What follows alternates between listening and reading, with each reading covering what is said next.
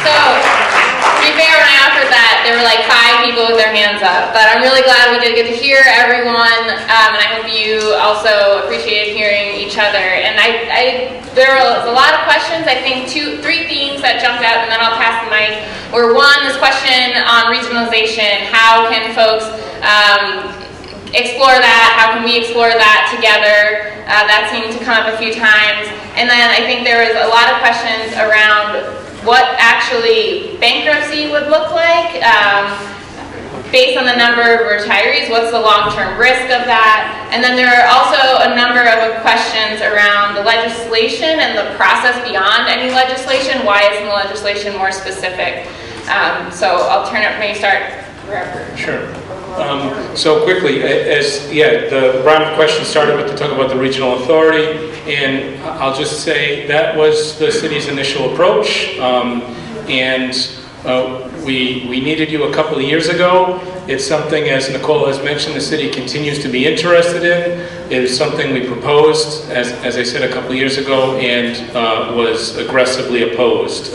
No one really was demonstrating any support for that, but something that we are very open to. As far as bankruptcy, I think there was some suggestion that it maybe wouldn't be so bad. It would be horrible. It would be a disaster. If the city were ever in bankruptcy, taxes would increase substantially, services would be cut, assets would be sold, Providence Water would be an extreme risk, even if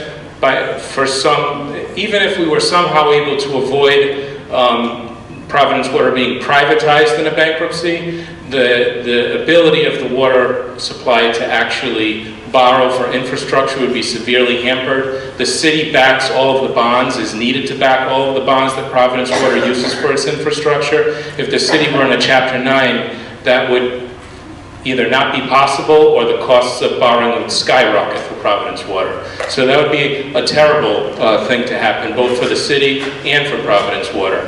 And that goes to the question of whether we're looking to the future and being responsible to the future.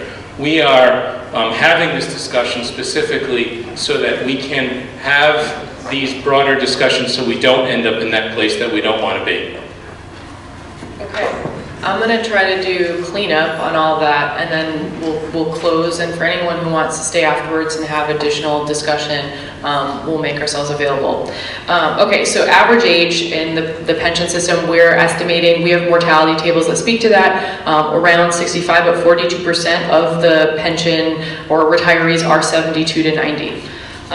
In terms of, someone had mentioned a partnership related to city lights and other assets where the state, I'll just note that is an example of where we got state enabling legislation to allow the city to manage the lights. We went out to bid, we got a partner, and we actually have a partner managing the lights on behalf of the city. So I'm not saying that is a role where we have more authority, but that is still a partnership model, and it's very similar to the one that we're talking about now. The RFP, the request for proposals for the management of the streetlights, was the terms of that were dictated partially by the legislation, but I'm just noting that example came up of why couldn't we enter into that type of partnership, and I just want to note that type of structure is actually what we laid out here this evening. We're not selling the Providence Water Supply Board.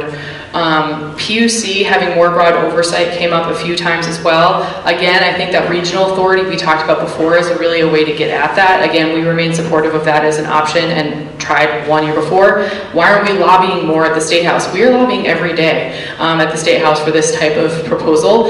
We have a staff member that is all he does. The mayor goes up regularly. We all spend time up there. Obviously, the city fights for a lot of other things like money for public education, resiliency, climate change resiliency, rights for women, the right for women to choose. We have a lot of different things that we advocate for at the State House. This is just one of them.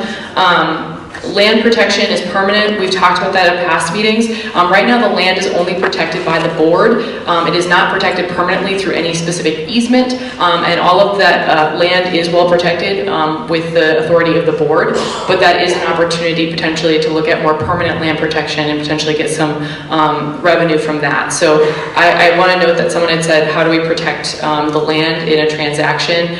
The board would still oversee if there were an operator, so there the land situation would not change. And in fact, I would just argue that having just land protection done by board protection and not by some permanent easement should make you more uneasy. But regulatory piece, heard. I think the idea of baking in funding and clarity around regulation into a transaction would be a really sound way to maintain good regulatory oversight. We will continue to do the inspections and testing mandated by Department of Health and maintain that schedule. If we needed to do an enhanced schedule where the city had more enforcement authority, regulatory authority, we could look at that. I'm trying to figure out anything else. There was one. Yeah. The question about lead, I will just note in the pipe replacement, we do track that on the sustainability dashboard for the city. One of our metrics is how the miles of lead lines that are being replaced, and as long as we've been tracking it the past number of years, they have met those requirements, and that's all publicly available. Great, and I think some of the research you might see there is actually from Washington, D.C. They were one of the first areas to raise the issue around lead line replacements and lead levels in water. After that research came out, the state actually did do lead testing in the city for places that were getting partial lead line replacements. I was one of the volunteers for that. In my household, I have a 1-year-old, and I make his formula with Providence Water. So it's important to me that that water is clean. Since then, the Department of Health made some recommendations, and the city and Providence Water followed those recommendations, noting obviously the concern about lead line replacement and lead levels in water. And then the other thing I'll just note is a lot of ideas came up about Providence taking additional profit from Providence Water and bringing it into the city. So I just want a little history perhaps. There's a reason why Providence Water is governed as an enterprise fund, because the city at one time did do that, and it used those funds inappropriately. So those controls are in place so that the dollars actually stay in Providence Water and are managed appropriately. Perhaps that's something we could look at, but I would not want to consider that without some very clear controls around what that money can be spent for. For instance, paying down a pension liability after other operations and management are taken care of at Providence Water. But I'm just noting that any structure where it remains in place but the PUC allows additional rates for the money to go to the city, that arrangement would have to really be thought out, because there have been problems with that in the past, which is why we have a separate enterprise fund. It came up a lot about the legislation and the vagueness of it. And one of the challenges, this is a very multi-step process, and the enabling legislation allows us to have the conversations in a more structured way with potential partners, so we can actually get numbers, have those conversations. No company is going to engage with us if they don't see that we have the legal authority to engage on that front. Right, and this is the challenge of having the conversation with you, residents of Providence and public in Rhode Island, is balancing obviously how much information we have with how much information we're able to have based upon what is allowed through state law. We haven't entered into a transaction, so I don't have all the details for you. Leah doesn't, our entire panel doesn't, but that's because we haven't moved forward with any type of next step at this point. So heard that you'd like to have additional further conversations about this in meetings. We just scheduled initial 3 meetings. We actually have talked about this at length in past meetings, but we'll continue to have specific conversations about this long-term finance issue. It's really important. And lastly, it's late. You've all been sitting here for a very long time. We've lost some people, but I want to thank you for taking time out of your busy schedules on a Monday night to be here with us.